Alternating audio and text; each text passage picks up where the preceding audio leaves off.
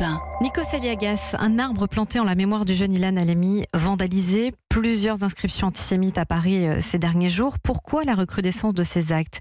Vous recevez ce matin une femme rabbin, Delphine Orwiller. Elle a publié Réflexions sur la question antisémite aux éditions Grasset. Bonjour Delphine Orwiller. Bonjour. Qu'est-ce qui se passe en France depuis quelque temps ? Ça fait un moment déjà qu'on tire les sonnettes d'alerte et on a l'impression que ces chiffres ne cessent de croître. On entend ce matin parler de 74% d'augmentation des actes antisémites. 74, c'est un chiffre terrifiant, glaçant. Moi je pensais ce matin, ça n'a rien à voir, mais on est exactement 74 ans après la fin de la guerre. Voilà, c'est exactement le même chiffre. Et on se pose tous la question de jusqu'où on va aller comme ça. Pourquoi est-ce qu'on semble ne rien apprendre de l'histoire et pourquoi est-ce qu'on ne comprend pas que quand on s'en prend aux Juifs, bien évidemment, on s'en prend toujours à la République, bien entendu, mais on annonce, c'est toujours un prélude d'une violence qui va s'abattre sur tout le monde. Ce sont des prémices de quoi ?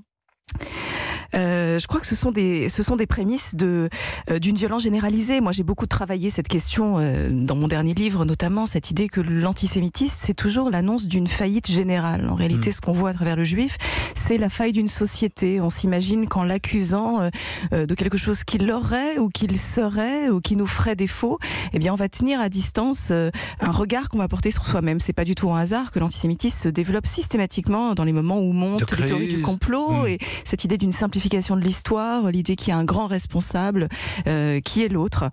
Et ce qui est troublant, c'est que bien souvent on demande aux Juifs de l'expliquer. C'est-à-dire que je suis contente d'être invitée ce matin et je vous remercie de m'inviter, mais je m'étonne toujours. C'est pas le problème des Juifs, l'antisémitisme, c'est vraiment le problème d'une nation, le problème bien entendu des antisémites, mais aussi de tous ceux qui les tolèrent ou finalement qui ferment les yeux ou qui tournent le regard.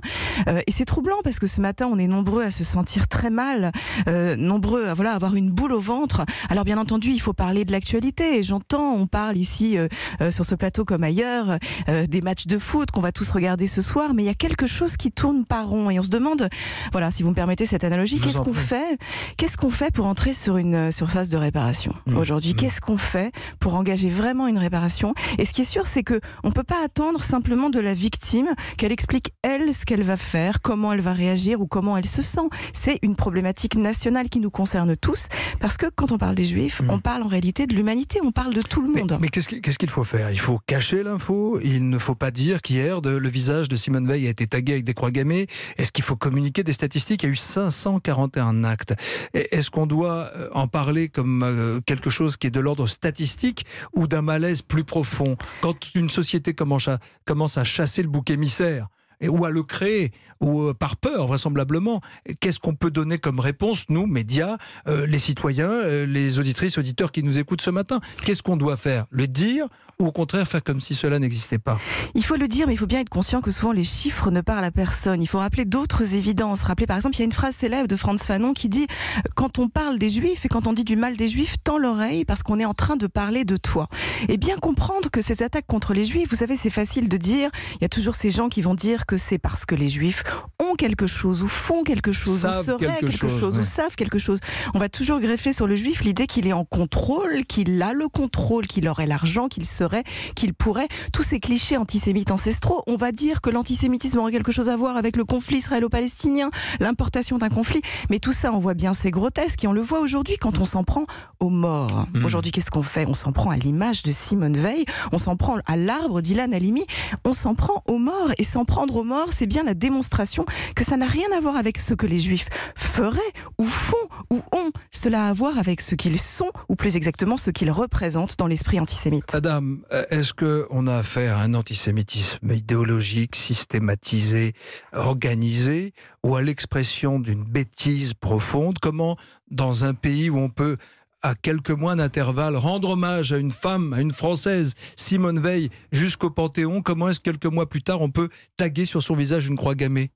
L'antisémitisme, il a toujours eu des visages qui mutaient. On a assisté dans l'histoire à des moments d'antisémitisme théologique, à des moments d'antisémitisme idéologique, économique, raciaux.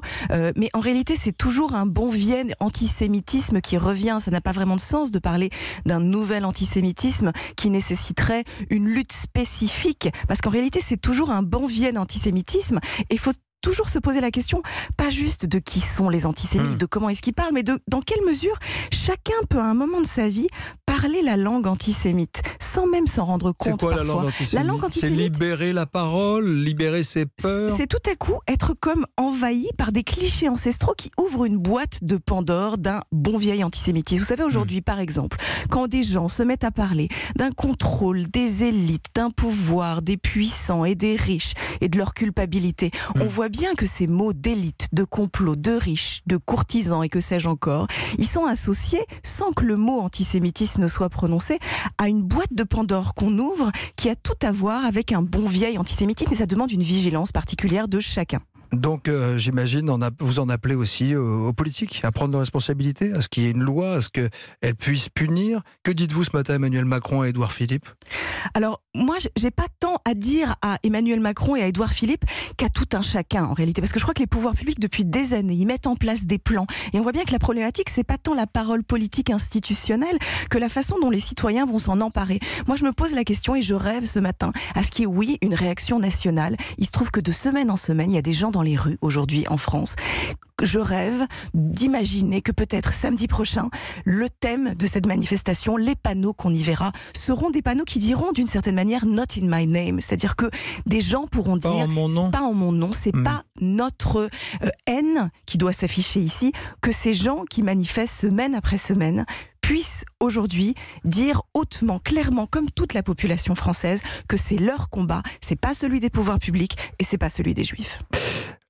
Merci Delphine Orviller d'avoir été notre invitée ce matin. Vous êtes rabbin, je rappelle que votre livre « Réflexions sur la question antisémite » est publié aux éditions Grasset.